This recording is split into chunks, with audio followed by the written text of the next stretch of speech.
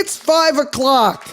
You know what that means. Welcome to Barsha, episode 41 with documentary photographer, get ready, David Robert Farmerie. David, yay! Am I here? Am I here? Am I really here? You are so here. I'm going to sing you my little song that I sing for everyone. Are you ready? Yes. Where do you go on Mondays when you want to have fun? Where can you go on Mondays when your day is done? Well, Fireside Chat is where it's at. Our guests are all the best. When I pronounced his last name, I said it incorrectly, 'cause the accent's on the last syllable. David Robert Farmerie.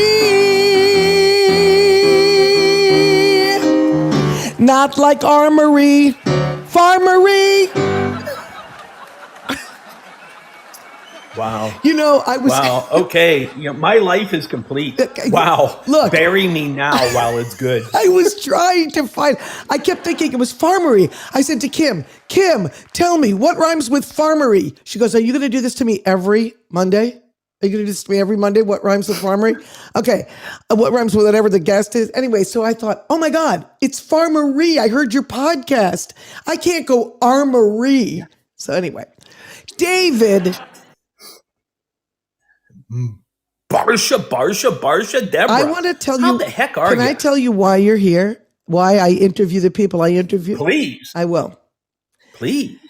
When you tell me on another app, which we'll talk about later, I heard you speaking, I heard you reacting to my talks with Mom and me, and you started relating to every single musical reference that I made. You would send up little claps and little emojis. I said, who is this guy? So what did I do? I asked you who you were. You directed me to your website and I lost my mind. Let me give you your accolades so people know who you are. David Robert Farmerie, your assignment work as a documentary photographer has taken you around the globe, working primarily with indigenous and vanishing cultures. Clapping for that first, okay? Among these assignments were several over a period of 9 years working with the various Mayan cultures of Mexico's Yucatan Peninsula. This is what freaked me out.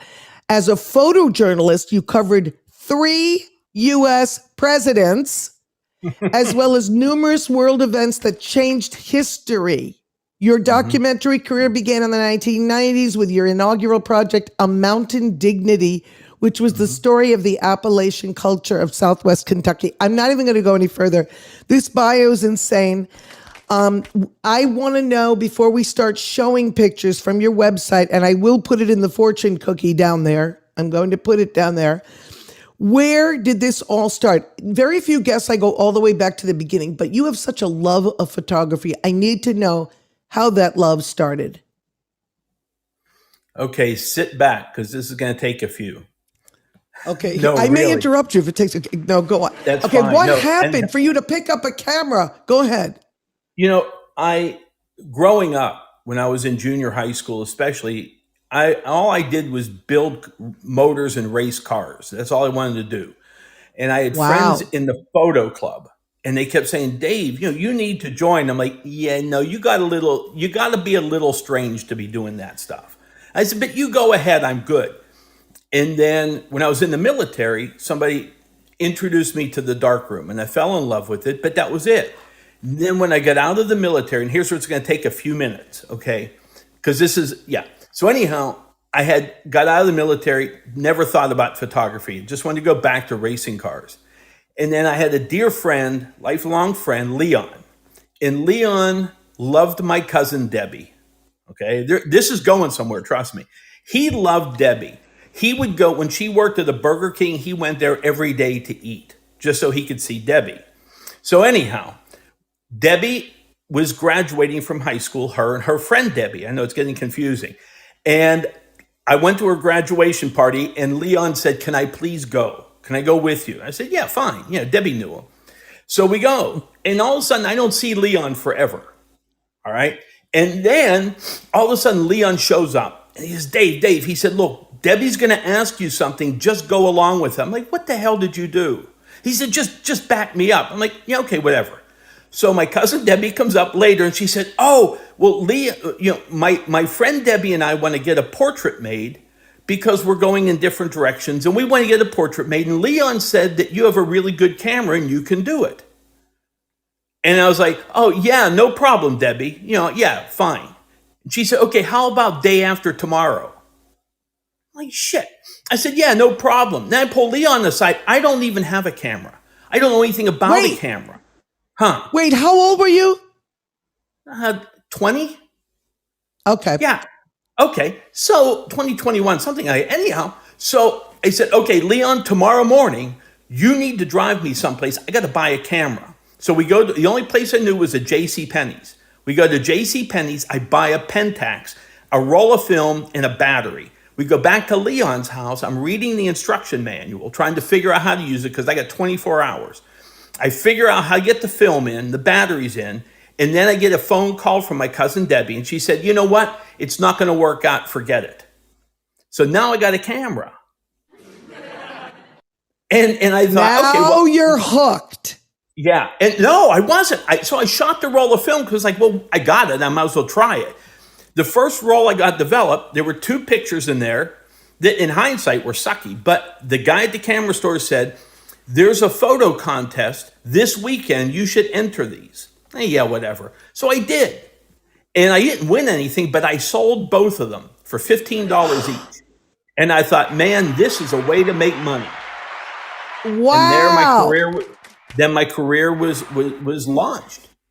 Okay, look, I'm going to go from there to the most stunning portraits I've seen in the Wilson residency. And I would like you to explain to everybody exactly what the Wilson residency is as I show these photos. So the Wilson residency, go ahead. Oh, Miss Beebe. The Wilson residency project was a year. It was not last July, the July before. I was awarded a 1-month paid residency in Wilson, North Carolina. And the only stipulation was I had to spend 1 month and I had to tell the story of Wilson photographically as I saw it. And so I made a lot of portraits. But the first one that they showed, these 2 guys are there are so many stories with each of these, but so I did. So for 1 month, I just spent every day walking around Wilson, making photos. Can you pause on this photograph for a minute or go back to it? I don't know if you can. Yeah, which one? Which one? The one of the train station. Yeah. Okay, go ahead. This seems, in looking at it, seems like a really benign photograph. I mean, it's just, it's a train station. Graphically, it's okay.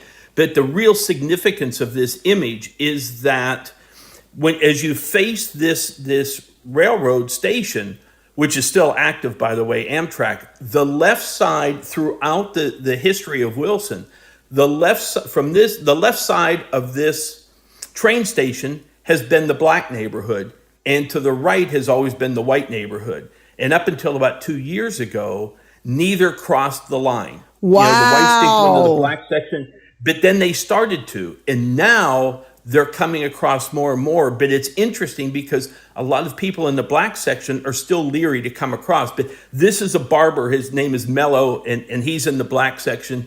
This is, the decay of Wilson. It economically became collapsed. But Mello here again, he's just on the other side of the tracks on the black section.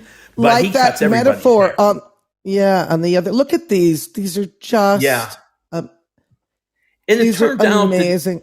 It is one of the most amazing, diversified towns I've ever seen. I mean, it has a strong Hispanic community, strong Muslim community. Within the Muslim community, this girl, the first one you showed, when she was, I think, 5 years old. Oh, Miss Julie came across. Wait, should I go back? From I put it on illegally. I'm going to go back. You can't. Oh yeah, I had it on slideshow, but now I'm going to go individually. So do you want to talk about any of these? Go ahead. Go back one more. Okay. She when she was, I think, 5 years old, 6 years old, her and her family crossed the Mexico-U.S. border illegally, and she talked to me at great length about her entire journey from deep in Mexico up through. But now she's a U.S. citizen. Her mother's a U.S. citizen. They're successful people. But, this was her laugh. This is how she laughed at everything. And when I first met her and saw this, I said, I really want to make a portrait of you. And so I did.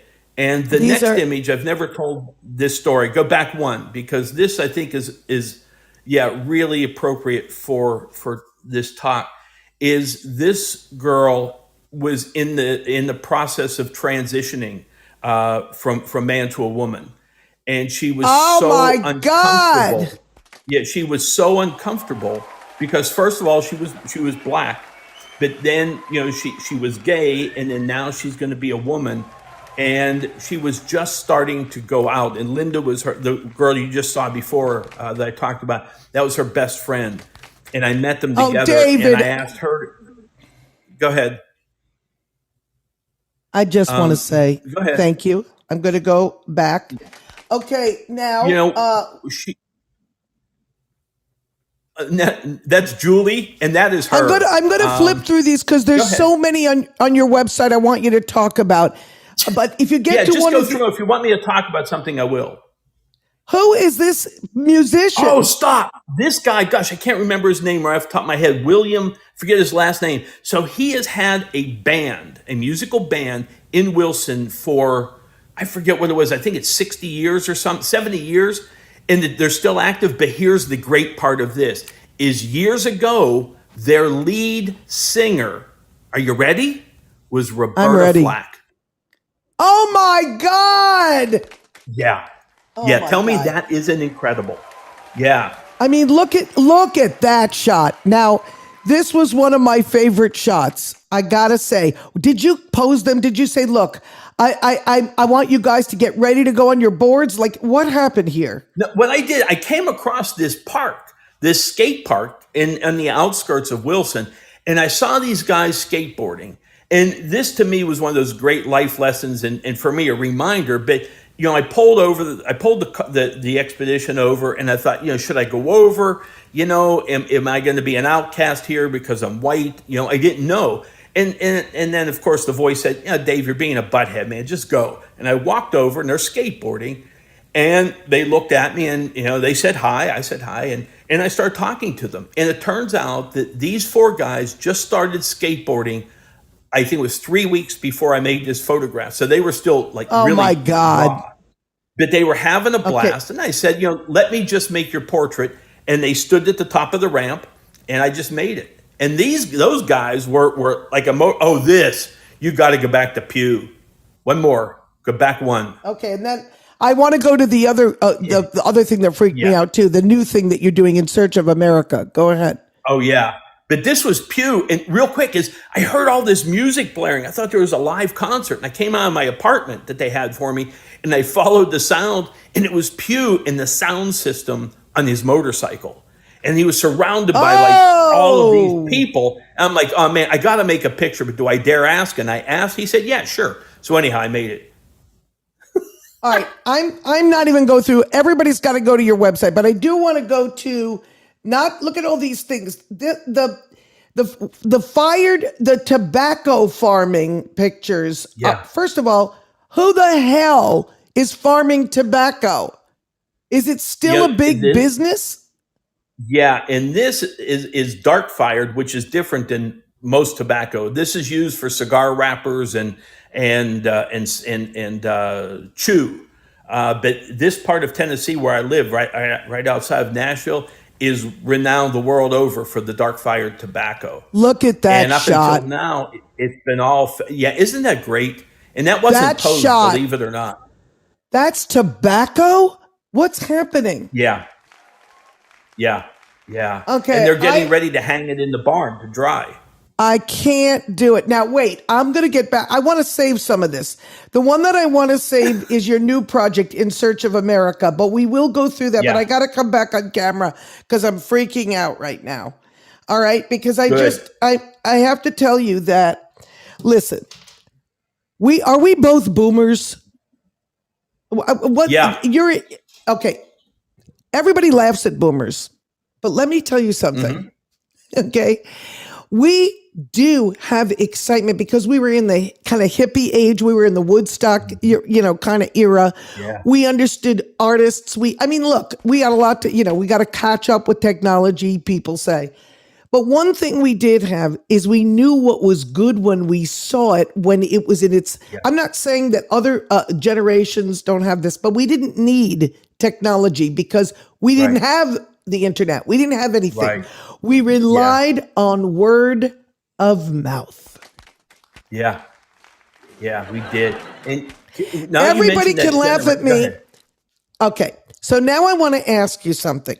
How did you go from being a photojournalist covering 3 presidents to deciding, was it a passion? You said, you know what, this is nice, but I actually want to document events or document people, or like, what is the essence of a documentary photographer? Where do you come from? The only difference, the only difference really is photojournalism is telling the short-term story. So what's happening in the moment. Right. And documentary is telling the long form. So telling it over a period of time. But years ago when I started my career, I started actually in fashion and with rock bands. I toured with rock bands and all of that. Wait. Fashion. What rock bands? Ted Nugent, Queen, Aerosmith. No. You took pictures of Ted Nugent? Yeah.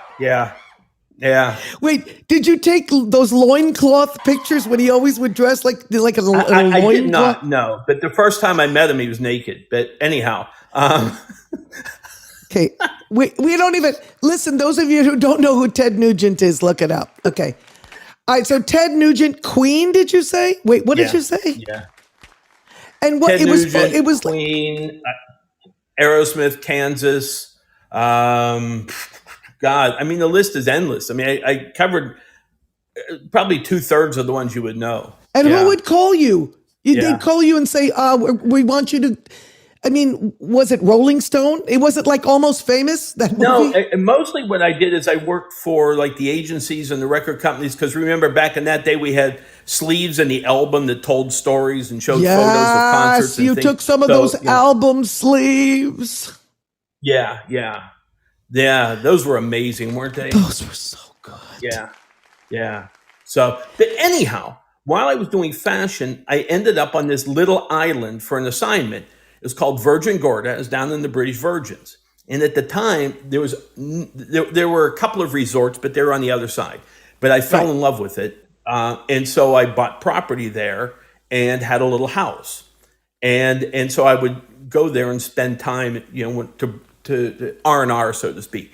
But the island was mostly indigenous people, and the people there were descendants of people who had jumped the slave ships en route to the Americas, and the currents brought them to Virgin Gorda. In fact, one couple I knew actually were in slavery, because Bacarda was 104, and I forget how old his wife was, and they had been in slavery as children. But anyhow, I fell in love with. I had this yearning to know more about the people and the cultures and the ways of life. Right. And so then when photojournalism kind of turned sour for me, because it became about the advertising and certain stories that they wouldn't run because it wasn't demographically viable. That's when I kind of transitioned more into documentary, and that's where I've been for the most part ever since. I'll dabble in photojournalism, but mostly it's documentary. So why did you end up in Tennessee, in Nashville, Tennessee? That's so interesting to me.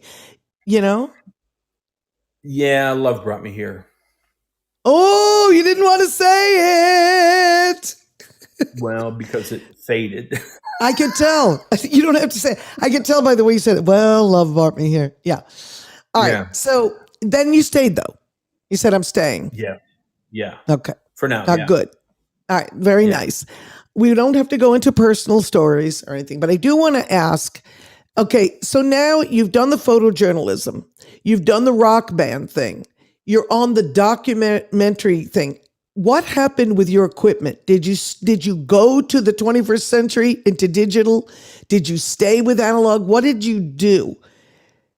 And what do you That's a great like? question. It took me forever to transition to digital. I mean, I fought it tooth and nail, but pragmatically, because of clients that I still would work for, they Right. wanted the imagery in 10 minutes as opposed to 2 days or a day later.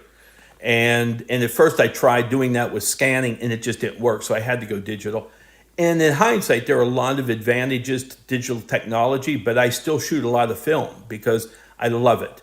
And I still shoot with manual cameras a lot because, one thing I have found is that, and it may sound odd, but it's the truth, is that in using a manual camera where, you focus manually and you advance the film manually, to me, that is a photographic form of foreplay. And I mean that sincerely. And it really focuses the creative mind. Thank you. Thank you. I know. Okay. Photographic Yeah. foreplay. We're going to go there. Yeah. Go Because ahead. it takes all of the senses, including the emotions, and finely tunes them and brings them all together for that moment. And that's when you make the photograph. So there I'm going you to have think it. twice now. I'm going to think Yeah. twice now about you meeting my mother for a Manhattan, like you offered. No. Okay. Photographic foreplay. I do understand that. And you're right, because it's so hands-on. It is. Okay. All right. So here's my thing. Okay. So it took you a while. You had to do it because of time and speed, but you preferred the other. Okay. So now you get to this place. Are you now self-employed? So you say to yourself, I'm going to do what I want to do at this point in my I life. No always one has have. to.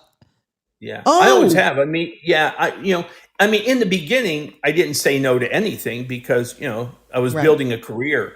But probably about 25 years ago, I made a conscious decision to only take assignments that I believed in, that I felt, were, for lack of a better term, for the greater good, that they would Right. do something, as opposed to just, be entertainment or, something to pass the time and say, oh, isn't that nice looking at these people in loincloths? I want something that was good, and that's my thing. I've devoted myself really to, just, I just want to help change the world, make it better, my way of Oh, doing it is through stories, be it okay. stories that if a You've lecture or, whatever. Okay, so you literally have just segued into the one that really blew me away and why I advertise this as your current project. So Okay. for me, In Search of America Yeah. is tell us how many. I think you told me 83,000 miles you've traveled. Yeah, it was over. I mean, it was over 83,000 miles in about 3.5 years I drove, and just spending time in America. And when I say spending time, I mean there were a lot of places that I never spent less than a week with a place I was documenting, and many times be 2 or 3 weeks, or I would go back repeatedly. In South Louisiana, I mean, I probably on and off with all my visits probably spent a total of a year on and off Whoa! there because I'm there was gonna so do what much to I look at. I want to do what I did last time, and you'll tell me if you want me to stop. But there's so many pictures, and I want people to go to Okay. your website. But if there's something you want to say, this is In Search of America.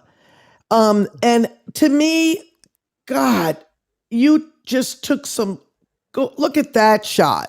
Stop right Oh, there. Yeah, I got to tell you about you this. gotta I tell think us. Joe has passed away, I think, because only I say that because I haven't been able to reach him for over a year. His name is Joe Minter, Mintner. You can Google him.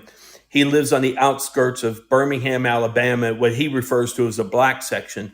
And behind his house is the black cemetery where he told me Michelle Obama's dad Michelle Obama's dad is buried, mom or dad. But Joe created this garden, so to speak, a sculpture garden. Wow. And as you walk through the garden, it's all just junk, that he's turned into sculpture. But he tells the story of the Africans' experience from Africa to the Americas through slavery and into the present day. And he is Oh my just God. he was such an amazing human being. and just down to earth. But to have been able to know him as I did, because I visited with Joe many times. He changed my heart, he changed my life. And Oh yeah, my so God, look at this. Unbelievable. See see what, this? oh, that's his garden. Yeah, I'm seeing. yeah, It's yeah. just Isn't, unbelievable what you yeah, caught here. isn't that And incredible? that you made Those, stop relation. right there.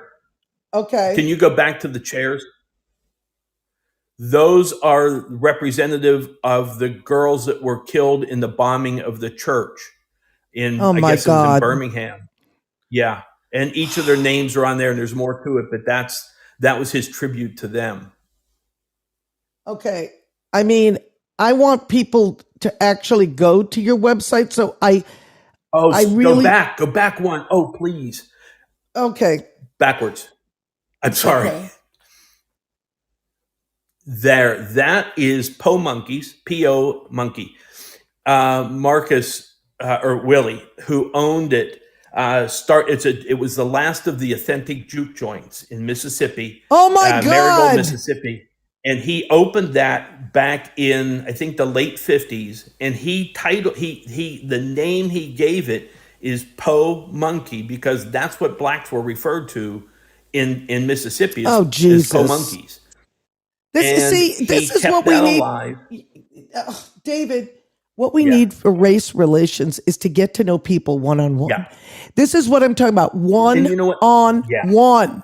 Go ahead. You are dead on. And that's what he did. He was only open at this point, he was only open on Thursday nights. And he had whites, blacks, and everybody in between there. And they came in and they danced and they just had a blast.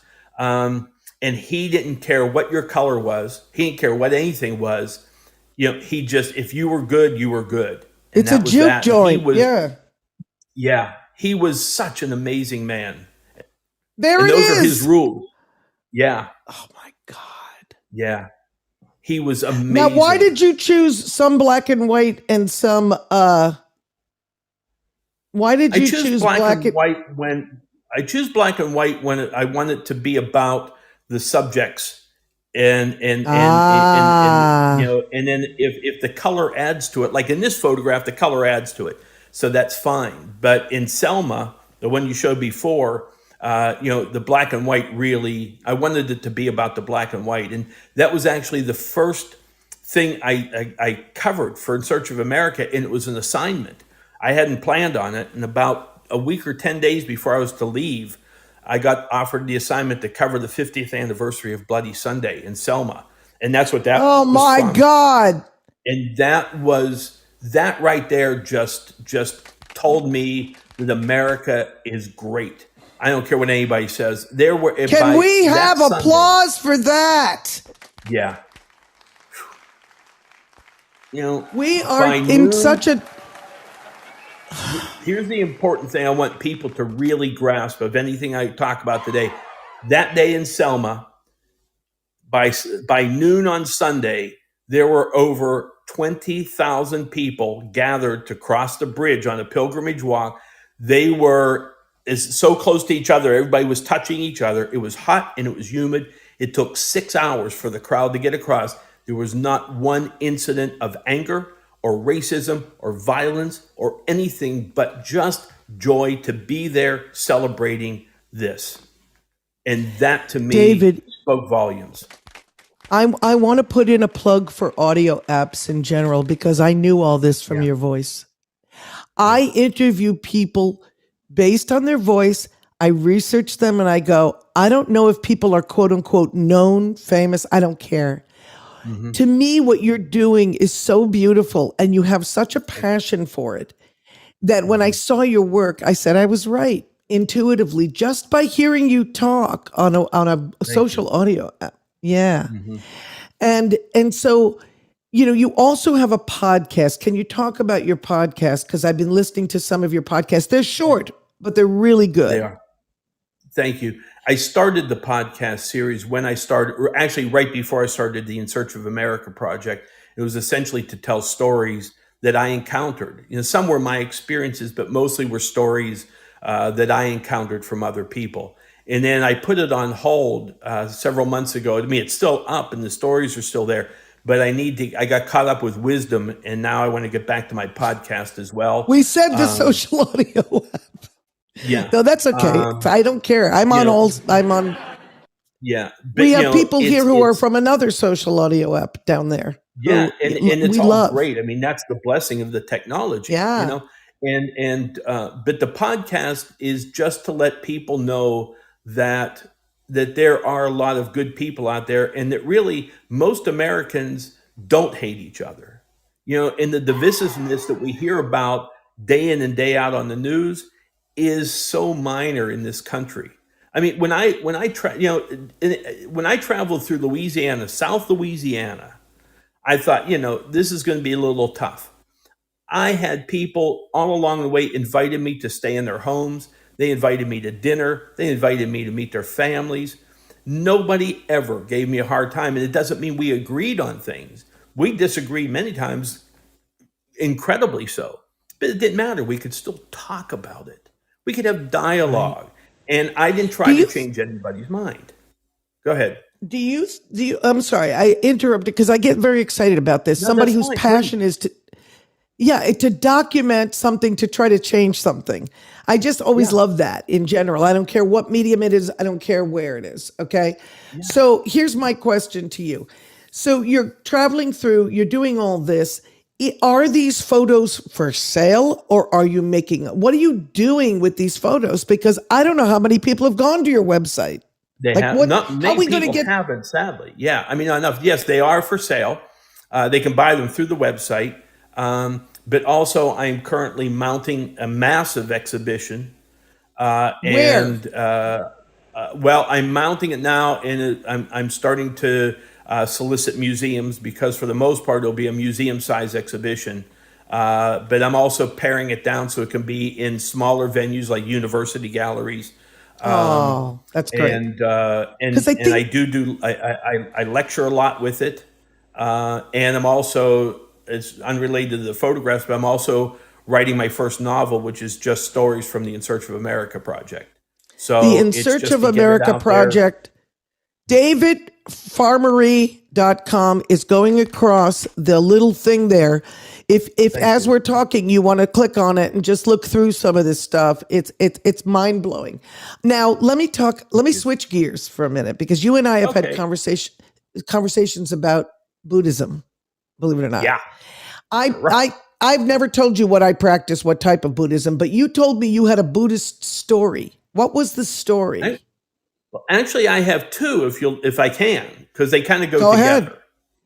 Okay, so the first one was, I had been kind of studying it and quasi practicing it and taking it on as a way of life, and that was fine. And then this friend of mine at the time, she was very much into the New Age movement. So every time something came to town, or within 2 states, she would say, "Come on, we got to go. You got to go with me. This is for you." I'm like, "Oh my God," And I would go, but So anyhow, the thing came. There was a group of Buddhist lamas coming to a university on the outskirts of Pittsburgh to lecture and do a workshop. And she said, "Oh, you have to go." I'm like, "Yeah." So I went. And first it was the workshop, and they were teaching us prayers and chants, and that was fine. I was like, okay. But, it had that new agey slant to it. But okay. Right. And then afterwards they said, well, now the I forget what they call him, but it was the head lama from the monastery they came from. He was going to do this ceremony for people that wanted to be kind of initiated or something, And it's like, but everybody else could gather and watch. And I'm like, whatever. But my friend kept saying, you have to go. I don't want to. I'm good. I'm not a group guy. I'm a loner. But anyhow, so I said, fine. So I went and I sat like 5 rows back from where the guy was. He's on a little stage. And things kept happening and people kept joining in, but I kept getting shuffled forward and left and right. And when he started, I was at the very front sitting at his feet. I'm like, oh man, I don't want to be here, So anyhow, I'm sitting, he does his thing, and then he said, okay, at the end, he said, I'm going to give everybody a name, their Buddhist name, spirit name, whatever. And it was kind of new Okay. agey.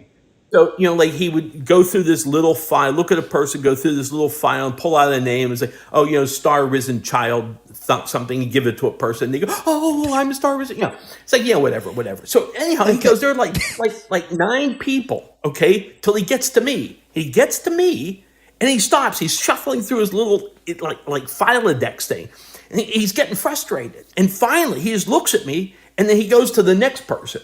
He blows me off. I'm like, fine, this is good. I'm glad. Okay. You to a llama.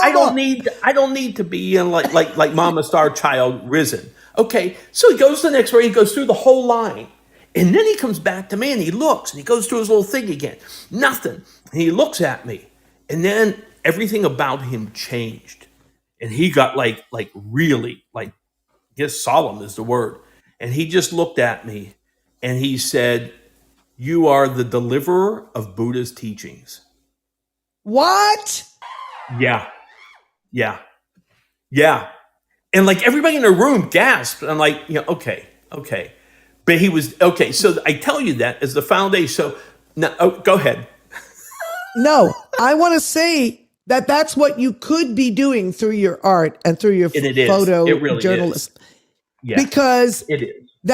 I once went to Sedona, Arizona. I stood in a meditation meeting. I closed my eyes, and out of all these people, somebody pointed to me. He was in a trance, this guy that everybody was waiting for. And he pointed to me and he said, I'm speaking with the Planetary Council. You have a mission with children. And I got a job at school. I started writing plays for 4th graders with 55 characters that became these annual events. So sometimes when there are messages from I don't know where, okay, I believe that I had that. When I looked at your photos, I could feel you. I don't know who you are. I'd never met you, Okay, so that's your number one Buddhist. Yeah. And I believe that. Buddhist. Yeah. Okay. So then, a couple months later, I get an assignment from Christian Science Monitor, who at the time was the newspaper, to go to the Yucatan to do a story on the Zapatista, the revolutionaries. Okay. Yes. And so and it's I don't really have much time to research. So I thought, rather than researching a lot and then last minute going, I thought, I'm going to go early. Something just told me, David, get there early, into Yucatan and then research. So I said, okay. So I did. So it turns out I went to the wrong part of Yucatan. I needed to go to the southern part, the Chiapas. I ended up in the north in Yucatan State. And I didn't know at the time because I hadn't researched. And I'm like, oh, shit. So anyhow, then one thing leads to another. And anyhow, I end up on my 4th day there. I end up I wanted to go to the next state over to Campeche for something. I don't even know why. And the guy at the hotel who I'd become friends with, the manager, said, could you drop something or other off for me? And I did. And then I met somebody doing that. And they said, well, there's a group of Buddhist lamas here, and they are traveling. Yeah, they are again with the lamas. Yeah, okay. So hang on. This gets great. So they said, we are inviting you to travel with us. And there were the group of Tibetan or Buddhist lamas. They came over from India. Okay. And they were traveling throughout Campeche and Yucatan, visiting all the ancient Mayan ruins and doing Buddhist ceremonies with a traditional Mayan shaman doing Mayan ceremonies. It sounds weird, but it was phenomenal. No, it doesn't sound weird to me. Nothing. Listen, I'm a Pisces. Okay. Nothing sounds weird to me. So we're traveling around, from place to place, and we're eating dinner together. And I became friends with one of the lamas. He spoke great English. So anyhow, one night we're eating there. This is where it gets really surreal in a wonderful way. We finish dinner. He comes over to me. He says, David, he said, there's a basketball court. Will you play basketball with me? Yeah, okay. You're playing basketball with a llama. Okay, go ahead. Yeah, okay, so this basketball court is in this building, which is an old metal military-style Quonset hut. So it's been baking in the sun all day. It's 140 degrees in there. I'm standing in this Quonset hut in this tiny little town in Yucatan. shooting hoops with a guy with a shaved head wearing a saffron robe. Yes, this You is know, my and this is so we're my shooting. scene. Go ahead. Yeah, so we're shooting hoops, and this is the profound part coming up. Seriously, we're shooting hoops, and finally the ball comes to me, and I just grab it and I hold it. I look at him, and I said, "You know what?" I said, "I got a bone to pick with you." And he looks at me in this such wonderful way, and his arms are kind of crossed, and he has that Buddha smile. And he goes, "David, what is the bone you'd like to pick?" And I said, "Okay." I said, "You guys, meaning, you monks," I said, "you have it made." I said, "You get to stay all day locked away in a monastery to pray and chant. So it's easy for you to reach nirvana because you don't have all the BS coming from the outside world." And he still has that smile on his face. He said, "Yes, but David, that's not why we pray and chant all day." I said, "Okay, why?" He said, "Because there is a scale, and one side is good and one side is evil in the world."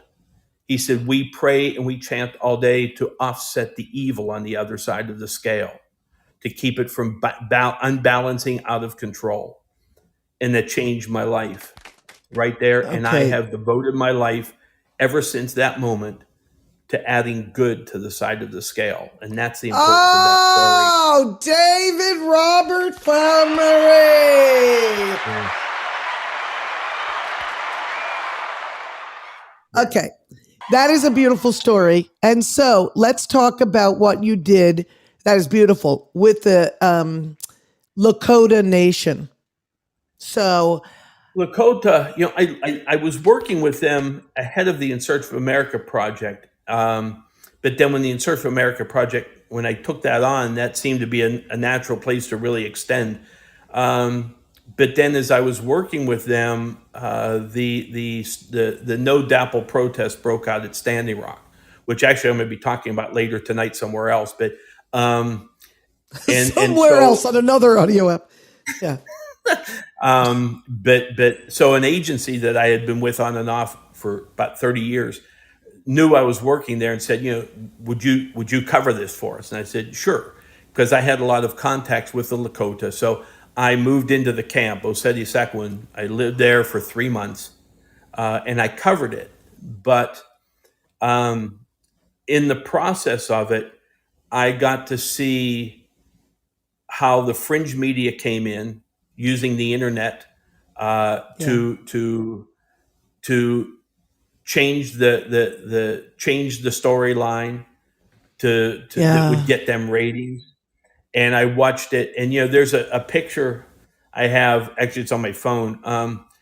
Within the first few days I was there, somebody introduced me to a man. His name is Chief Arvil Looking Horse, the most important Lakota alive. He is the keeper of the white buffalo medicine.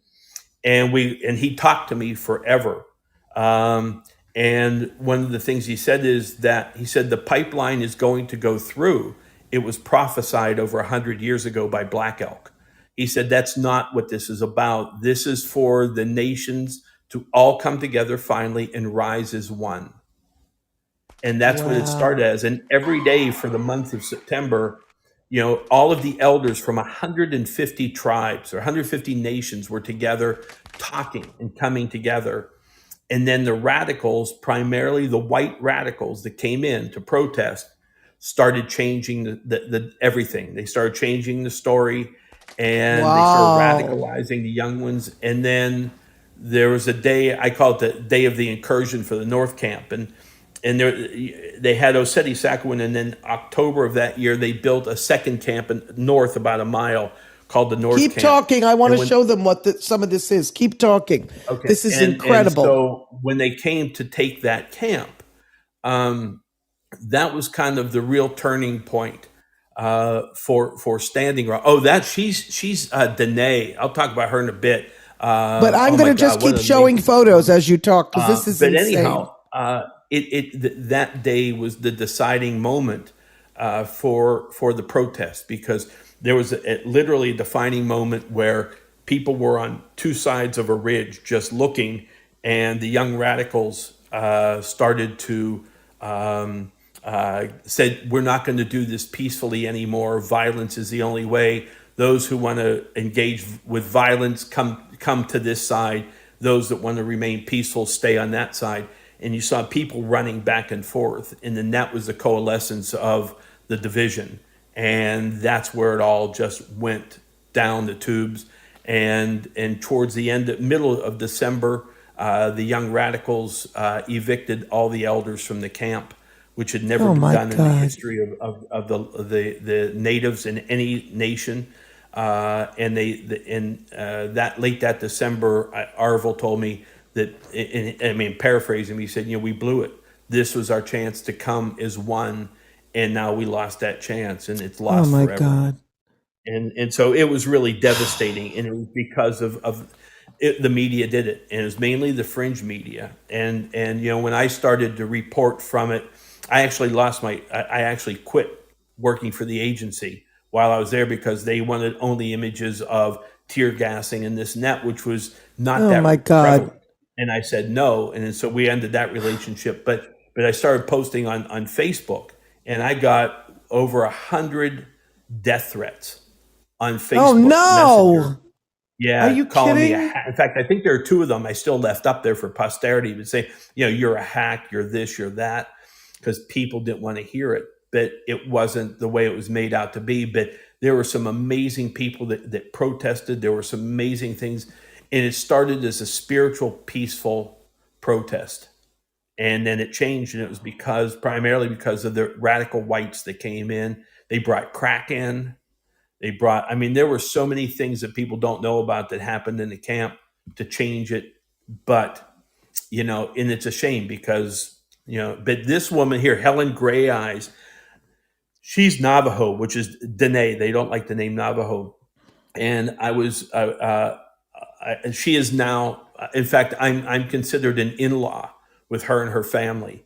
But when I made this portrait, that's the only portrait that was ever made of her. And she, at the time of this portrait, she was 84 years old. And her daily routine is she wakes up every morning, she gets out of bed, gets dressed, feeds the dog. She runs 1 mile down the road, runs 1 mile back, and then she herds her sheep. And then she weaves and everything else during the day. She speaks no English. She only speaks Dene. And she is just one of the most amazing human beings that's ever touched my heart. Okay, David, you have inspired me today. I want everybody to know, I don't care if it's a different social audio or video app. Tell them where they can hear you. Tell them, I think you have a scheduled talk that you do on wisdom. Am I right? What do you do? Every Monday, 7:30 p.m. Central Time, I do a live talk on wisdom. And up until now, each week it has been stories from the In Search of America. And tonight happens to be, I'll be talking about Standing Rock because the last 2 weeks have been on South Dakota. But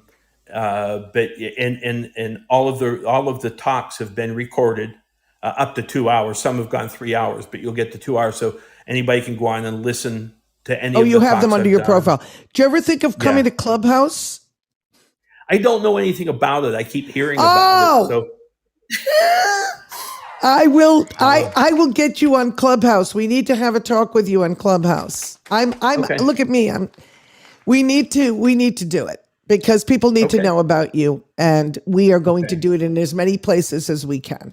Okay. Okay. And that's and I just want you to know, even though it's not on subject, is I have not forgotten about when the weather clears, going down to give your mother a ride on the motorcycle. Mom, she left. Oh my God. Can I just, in the last 10 minutes of this broadcast, you told me, I don't know if you're comfortable talking about it, but remember the story about your father and the motorcycle? Yeah. Okay, hold on. Let me just tell people because we're going to, okay, first of all, let me check the Q&A and see if anybody, Sydney is saying in the Q&A, yes, please come to Clubhouse. I'm going to get that happening. Okay, we will. You're going to get on more platforms than you think you need. But let me just tell you this. I was talking about my father on wisdom with my mother. And it was one of those talks we got we got some fame about it because people said it was one of the best talks of 2022. And I see Graciela down there who also speaks on wisdom, and she speaks here as well. Anyway, you were on that talk, sending up hearts and flowers and whatever. And I had talked about being at my father's bedside when he passed away and what had happened. And you had sent me a message, and this is what you said. I can show you a way that, I'm going to get emotional. I can show you a way that you can be close to your father, no matter when or where you are, and you can bring him back. And I said, who is David Robert Farmerie? And you told me the most amazing story. So I would like to end with that story because it's very spiritual. It's funny too, and it's ironic. Can you please tell the story of your motorcycles and your father's relationship to them?